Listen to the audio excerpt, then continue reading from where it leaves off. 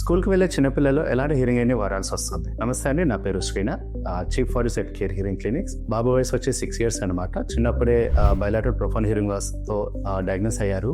Parents యొక్క main query వచ్చేసి ఏంటిది అంటే, మా బాబు ఇంతకు ముందు పెట్టుకున్నటువంటి హియరింగ్ ఎయిడ్ లో అంత క్లారిటీ ఉండేది కాదు.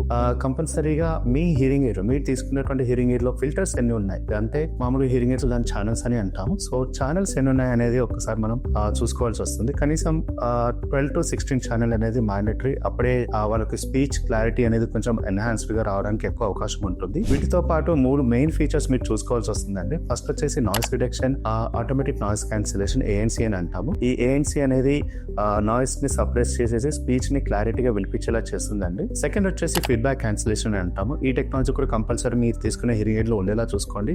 ఎందుకంటే పిల్లల్లో మామూలు మనం చూసుకున్నప్పుడు ఇలాంటి 90 decibels ఆఫ్ లాస్ కండిషన్ లో ఏమవుతుందంటే, హైయర్ అమౌంట్ ఆఫ్ యాంప్లిఫికేషన్ ఇవ్వాల్సి రావడం వలన మనకి హియరింగ్ ఎయిడ్ నుంచి స్క్వీలింగ్ రావడానికి ఎక్కువ అవకాశాలు ఉంటాయి.